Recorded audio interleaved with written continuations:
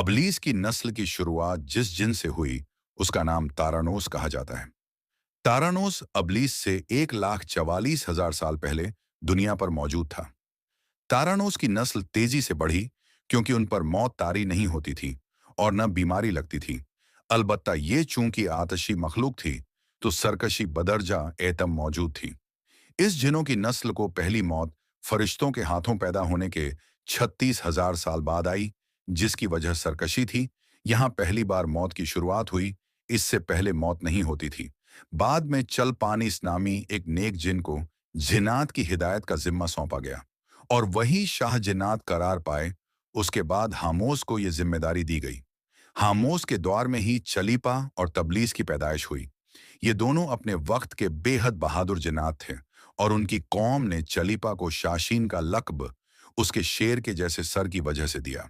इन दोनों जिन्नात की वजह से सारी कौम कहने लग गई कि हमें इस वक्त तक कोई नहीं हरा सकता जब तक शाशीन और तबलीस हमारे दरमियान मौजूद हैं।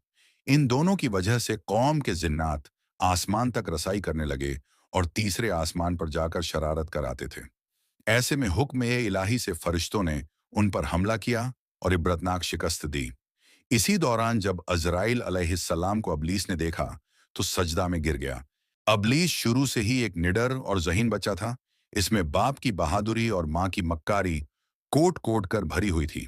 उसने मलाइका के साथ जाकर तौबा का बाकायदा ऐलान किया और फिर फरिश्तों से फैज़ इल्म हासिल करने लगा। इल्म हासिल करने और रियाजत का ये आलम था कि पहले आसमान पर आबिद, फिर दूसरे आसमान पर जाहिद, तीसरे आसमान पर बिलाल, चौथे आसमान पर वाली, पांचवें आसमान पर तकी और छठे आसमान पर कबाजान के नाम से मशहूर हुआ। ये वो वक्त था जब ये फरिश्तों को सिखाता था। सातवें आसमान पर अबलीस बका नूर में रहा। हफ्त अफलाक के सब मलाइका का मुअल्लिम करार दिया गया। यहां तक पहुंचकर अबलीस ने अपनी आजी और रियाजत की इंतहा कर दी।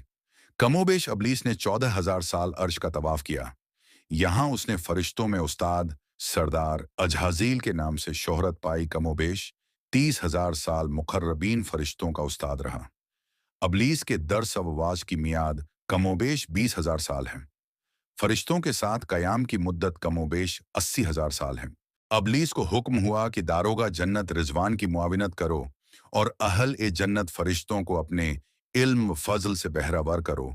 यूं अबलीस को जन्नत में दाखिले का परवाना मिल गया और जन्नत में भी अपने इल्म से दारोगा जन्नत रिजवान को सैराब किया और यूं जन्नत रिजवान की कुंजियां अबलीस के पास रहीं। रिवायतों के मुताबिक अबलीस 40,000 साल तक ये फर्ज खजांची अंजाम देता रहा। यही वो मकाम आला तरीन जन्नत रिजवान ही था जहां अबलीस ने पहली बार बादशाहत के ख्वाब देखने शुरू किए। उस वक़्त अबलीस के पास हफ्त तकलीम, अफलाक, जन्नत और दोज़ख सबका अख्तियार था और उसने चप्पे चप्पे पर सजदे किए थे। मगर यहाँ पर अबलीस आज ही से पहली बार भटका और खुद को बादशाह बनाने और रब बन जाने के ख्वाब देखने शुरू किए। कई मलाइका के सामने रबूबियत की बाबत बात भी की, मगर मलाइका के इनकार के सबब चुप हो गया और यूं निजाम चलता रहा।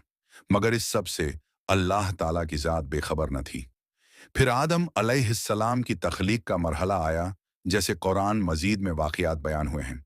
अबलीस आदम अलैहिस्सलाम को जुजु जुजु मरहला वार मुख्तलिफ अक़साम की मिट्टी से तख्लीक होता देखता रहा और चुप रहा। मगर जैसे ही उसे ये मालूम हुआ कि ये आदम अलैहिस्सलाम अल्लाह ताला का नाइब है तो उसने वावेला किया, इबादत और अताअत का वास्ता दिया, फिर तंज किया कि मुझ जितनी इबादत किसने की है, और आदम अलैहिस्सलाम को सजदा करने से इनकारी हुआ। तब अल्लाह ताला ने कहा, निकल जा शैतान मरदूद।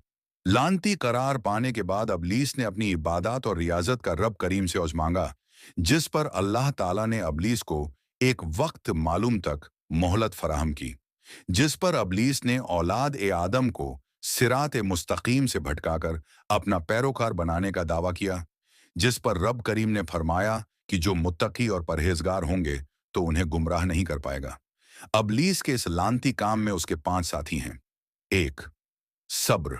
इसके इख्तियार में मुसीबतों का कारोबार है, जिसमें लोग हाय वावेला करते हैं, गरेबान फाड़ते हैं, मुंह पर तमांचे मारते हैं और जाहिलियत के नारे लगाते हैं। 2. और ये लोगों को बदी का मर्तकब करता है और बदी को लोगों पर अच्छा और पसंदीदा करके दिखाता है। 3. मयस्सवत, ये कज़्ब, झूठ और दरोग पर मामूर है, जिसे लोग कान लगाकर सुने। ये इंसानों की शक्ल अपनाकर उनसे मिलता है और उन्हें फसाद बर्पा करने की झूठी खबरें सुनाता है। 4. दासिम, ये आदमी के साथ घर में दाखिल होता है और घर वालों के ऐब दिखाता है और आदमी को घर वालों पर गजबनाक करता है। 5. झकन्यूर, ये बाजारों का मुख्तार है। बाजारों में आकर ये बदियांती के झंडे गाड़ता है।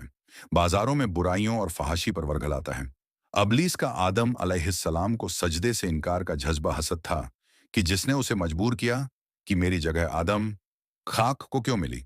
ये उसका जज्बा तकब्बुर और गुरूर था कि मैं आला हूं, और इस एक सजदे के इनकार की बात नहीं थी। बात अतत से सरकशी की थी, शर्क की थी।